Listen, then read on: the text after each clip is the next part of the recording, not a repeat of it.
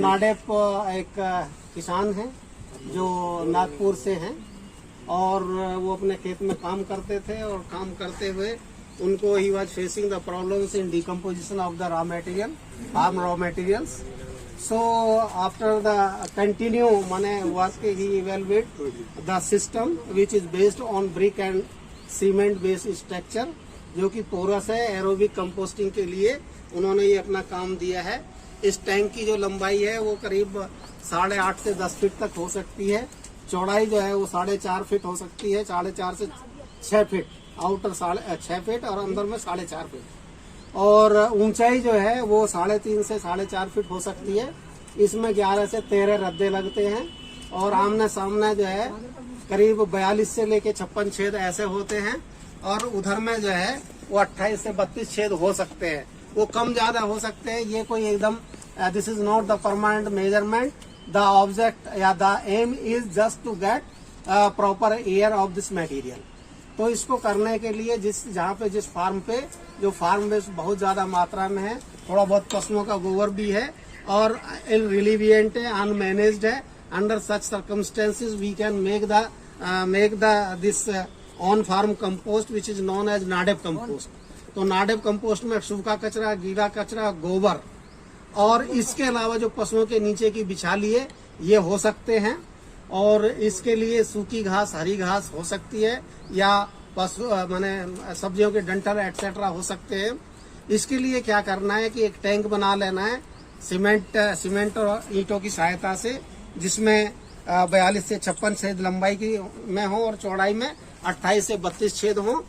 और इस तरह से इसके जो बॉटम में हमको गोबर और गौमूत्र का जो है करीब 15 से 20% का घोल या 10 से 20% का घोल, माने उसमें अगर 20 लीटर गोबर है तो 15-20 लीटर गौमूत्र हो और बाकी पानी हो. It should be ready reckoner और 24 आवर बिफोर, है ना. तो ये करने के बाद में नीचे इसको साफ सुथरा कर लेंगे. साफ सुथरा करने के बाद में गोबर और गौमूत्र का छिड़काव इसमें कर लेंगे. उसके बाद में कोई पुराना जो कंपोस्ट है या अनडिकम्पोज्ड मटेरियल है that may be put in the bottom.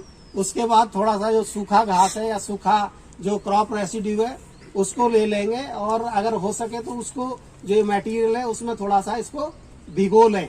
भिगोने के बाद में इसके बाद में फिर गीला कचरा, सूखा कचरा, बीच में गोबर, ये सारी चीज डाल के लेयर्स लगा लें.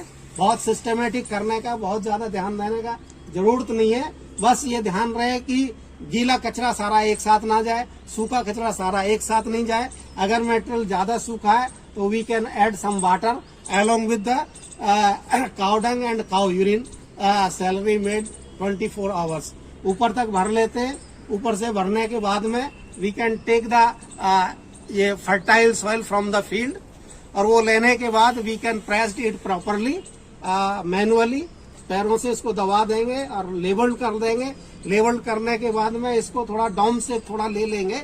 डॉम शेप लेने के बाद में इसको गीली मिट्टी से या काली मिट्टी से इसका प्लास्टर कर देंगे. Leave it for 30 to 40 days या माने विद इन 30 डेज दैट जो heap will be dump down. और डंप डाउन जब हो जाता है उसके बाद अगेन उसमें मिट्टी या घास या मटेरियल अगेन लगाएंगे. अगेन उसको प्रेस करके अगेन डोम शेप बनाएंगे और again we make the plaster. बीच बीच में आपको काउडंग और काउ यूरिन का सैलरी डाल देना है. देन लीव इट फॉर 90 से लेके 110 या 120 दिन में ये खाद तैयार हो जाती है. ये खाद तैयार करने के लिए इसमें बाहर से कोई भी चीज डालने की जरूरत नहीं होती है. इसकी खाद भुरभुरी और मुलायम होती है और इसको किसी भी तरह के प्लांटेशन में या क्रॉप सोइंग में किसी भी तरह से इसका इस्तेमाल किया जा सकता है. जो इसमें न्यूट्रिएंट जो है nutrient depend upon the raw material available in the farm. अगर प्रैक्टिकल करना है तो पहले एक बाल्टी लेते हैं. एक बाल्टी में उठा लीजिए.